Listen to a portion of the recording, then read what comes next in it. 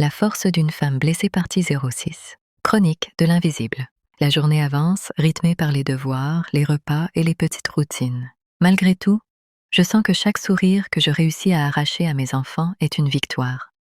Chaque éclat de rire, même timide, est une bouée dans la mer agitée que Farid a laissée derrière lui.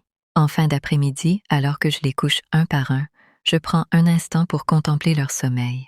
Leur respiration calme me rappelle pourquoi je dois rester forte. Mes enfants sont mon univers, et rien, ni personne, ne pourra jamais me détourner de ma mission, les protéger, les aimer et leur offrir un refuge, même au milieu des tempêtes de la vie. La maison retrouve enfin un silence presque irréel. Les portes des chambres des enfants sont fermées, leurs respirations calmes et régulières me parviennent depuis le couloir. Je m'assois sur le canapé, le regard perdu dans le vide, laissant la chaleur des lampes tamisées envelopper la pièce. Farid, lui, est monté depuis un moment dans sa chambre, probablement absorbé par son téléphone ou déjà dans ses pensées. La terrasse est vide et l'écran de la télévision projette une lumière bleutée qui rend la pièce presque irréelle. Je respire profondément et prends mon carnet. Les mots viennent seuls, presque en cris silencieux. Pourquoi tout doit-il être si compliqué? Pourquoi la trahison s'invite là où je pensais la paix? Pourquoi mes enfants doivent-ils porter ce fardeau? Je ferme les yeux et murmure une prière, un souffle presque inaudible. Seigneur, donne-moi la force de rester entière, de protéger mes enfants et de ne pas laisser la colère ou la tristesse me consumer. Je me lève et me dirige vers la fenêtre. La nuit est noire, mais le ciel est clair, parsemé d'étoiles. Chaque étoile semble murmurer une promesse de renouveau. Je ferme les yeux et inspire profondément. Tout en regardant l'obscurité, je sens une colère sourde bouillonner en moi, mais aussi une détermination féroce.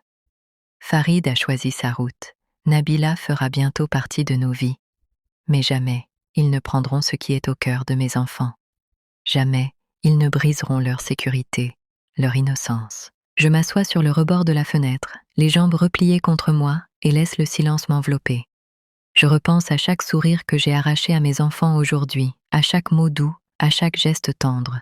Ces moments sont mon armure. Mon regard se pose sur les escaliers qui mènent aux chambres des enfants. Je me promets qu'aucune tempête, aucune décision de Farid ne pourra jamais éteindre l'amour et la protection que j'ai pour eux. Ce soir, je choisis la force. Ce soir, je choisis la foi. Et dans le silence de la maison endormie, je murmure encore. Demain sera un autre jour, et je serai prête. Les heures, les minutes et les secondes s'écoulent presque sans que je m'en rende compte. Farid reste absorbé par son téléphone et ses appels, planifiant chaque détail du mariage de sa future épouse. Sa concentration est totale, mais pour moi, son monde semble s'éloigner de plus en plus du nôtre. De mon côté, je me plonge dans mes enfants et mes activités. Chaque sourire arraché, chaque question posée devient un fil qui me relie à eux, un rempart contre la tourmente que nous traversons. Hakim, encore sous le choc de l'annonce de la veille, cherche des réponses à voix basse. « Maman, est-ce qu'on va vraiment devoir l'accepter ?» Je m'accroupis à sa hauteur, le regard doux mais ferme. « Mon cœur, tu n'as rien à accepter ou à refuser maintenant. Tu peux ressentir ce que tu veux. Mais ce que je te promets, c'est que je serai toujours là pour toi, Samir, Idriss et Malik. Personne ne pourra jamais changer ça. » Samir, lui, me suit partout comme pour s'assurer que je reste bien présente. Ses questions sont plus concrètes. « Maman, elle va habiter ici? On devra partager nos chambres ?» Je souris tristement, caressant sa joue. « Non, mon amour, rien ne changera pour vous. Vous avez votre espace, votre sécurité. C'est ce qui compte le plus pour moi. » Idriss, plus discret, me regarde silencieusement. Et parfois je l'aperçois observer Farid du coin de l'œil. Ses petits gestes trahissent son inquiétude. Il serre ses poings, joue nerveusement avec ses lacets. Je m'assure de le prendre sur mes genoux et de lui parler doucement, de le rassurer. Malik, lui, reste collé à moi, demandant parfois des câlins ou des histoires supplémentaires avant le coucher. Sa naïveté est un rappel douloureux de l'innocence que Farid risque de perturber par ses décisions. Pendant ce temps, Farid, plongé dans son univers virtuel, semble ignorer le tumulte émotionnel qui règne autour de lui. Il planifie, coordonne, appelle, mais il ne voit pas les regards, les silences, les blessures que ses choix laissent dans le cœur de nos enfants. Et moi, au milieu de tout ça, je prends conscience que ma force ne vient pas de lui, ni de ses décisions, mais de mes enfants, de leur confiance et de l'amour que je leur porte. Chaque instant passé avec eux devient un ancrage, une manière de leur offrir stabilité et réconfort, même au cœur de la tempête. Ce soir-là, après avoir couché les enfants, je ferme la porte derrière moi et pousse un long soupir. La maison est silencieuse, mais mon esprit est encore en ébullition. Chaque pensée tourne autour de Farid, de son mariage imminent et de l'impact que cela aura sur nos enfants. Je prends mon téléphone et compose le numéro d'Aïcha. Quelques tonalités plus tard, sa voix chaleureuse et rassurante résonne à l'autre bout du fil. « Nadia, tout va bien? Tu as l'air fatiguée. » Je souris malgré moi, reconnaissante de sa présence. « Aïcha, j'ai besoin de parler, vraiment parler.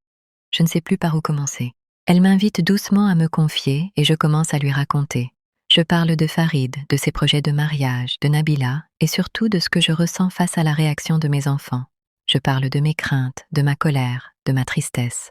Je ne sais pas comment leur expliquer tout ça, Aïcha. Comment leur dire que leur père a choisi une autre vie sans leur briser le cœur. Aïcha écoute en silence, sa voix douce guidant mes mots. « Nadia, tu es une mère incroyable. Ce que tu ressens est normal. Ce que tu vis, personne ne devrait le vivre seul. Mais regarde-toi, tu es présente, tu les protèges, tu les consoles. Tu n'as pas à porter cette douleur seule. » Je sens mes larmes couler malgré moi. Et moi, je me sens trahie, humiliée. J'ai tout donné à ce mariage, à cette famille, et maintenant, il choisit quelqu'un d'autre. Et moi, je dois rester forte. Comment faire? Aïcha me prend par les mots, mais aussi par le cœur. Tu restes forte parce que tu dois protéger tes enfants, Nadia, mais ça ne veut pas dire que tu dois tout encaisser seule. Pleure, crie, parle, laisse sortir cette colère et cette douleur. Ce n'est pas un signe de faiblesse, c'est ce qui te permettra de rester entière pour eux. Je hoche la tête, sentant un poids se lever de mes épaules. Parler à Aïcha m'apaise un peu, comme si chaque mot posé à voix haute transformait ma détresse en énergie. Merci, Aïcha, juste d'écouter. Rien que ça m'aide à respirer. Toujours, ma sœur, n'oublie pas, tu n'es pas seule, et tu es plus forte que tu ne le crois. Je raccroche, le cœur encore lourd, mais un peu plus léger. La nuit m'enveloppe de son voile, et je me rappelle que demain est un autre jour. Un jour où je continuerai de protéger mes enfants, de garder ma dignité, et de me reconstruire, pas à pas. Le soleil commence à descendre, projetant ses derniers rayons sur la maison silencieuse. Ce soir, j'ai envoyé les enfants passer du temps chez leurs grands-parents paternels.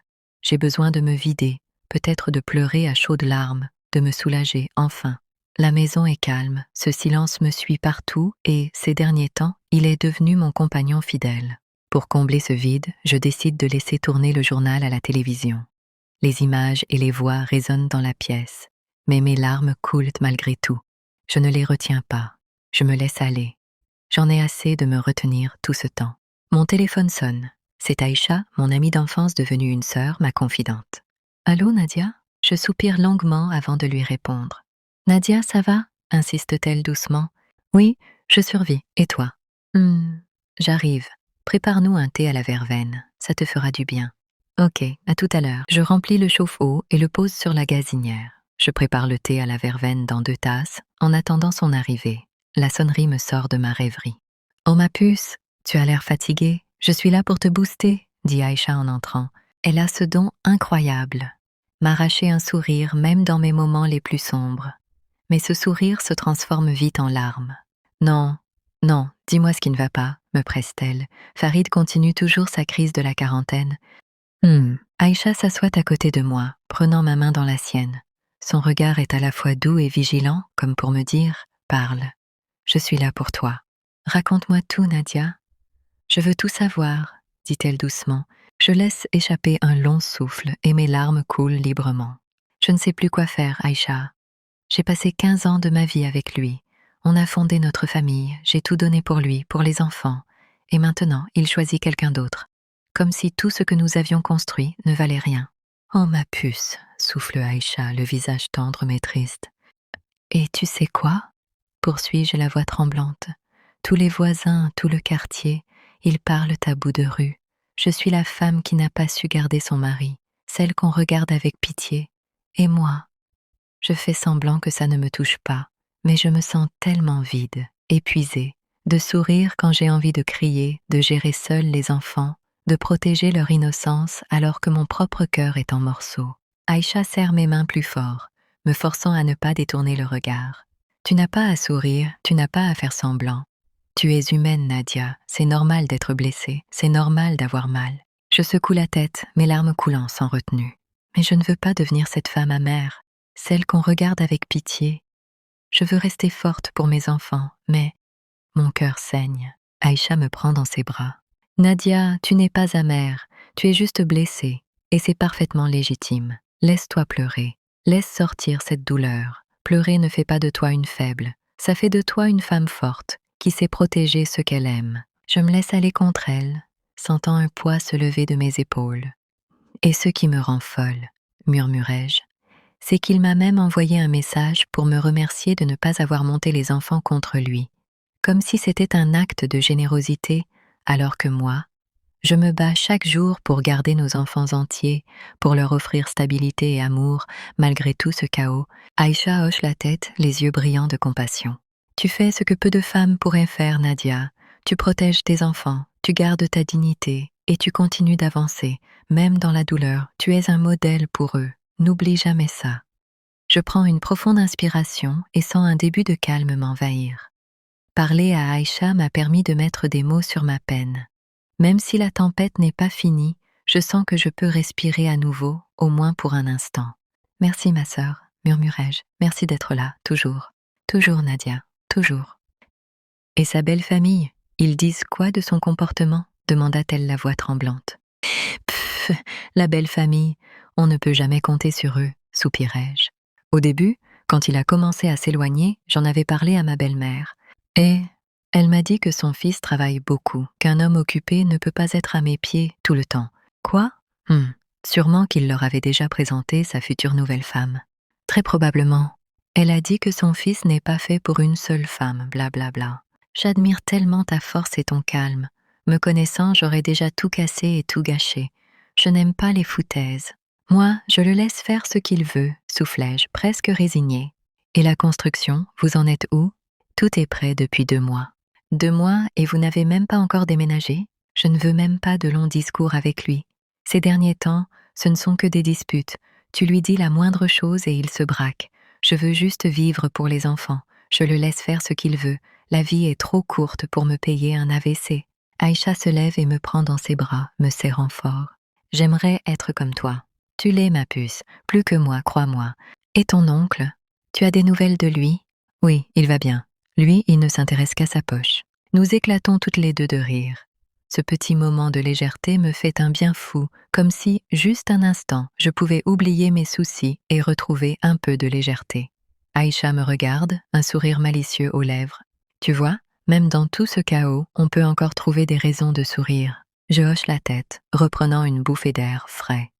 Ce rire partagé me rappelle que malgré la douleur et les trahisons, il y a encore des instants précieux, des complicités qui me soutiennent. Cette soirée passée entre filles avec Aïcha m'a fait un bien fou. J'ai pu rire, parler et mettre mes soucis de côté, même si ce n'était que pour quelques heures. La force d'une femme blessée, c'est l'histoire d'une trahison, d'une chute, mais surtout d'une élévation. Quand tout s'effondre, elle choisit de se reconstruire, de transformer ses blessures en lumière, digne. On peut tout perdre, et pourtant rester debout, parce qu'au creux des blessures se cache une force qu'on ne soupçonne pas. Ce livre est mon histoire, mais il pourrait être la vôtre. Une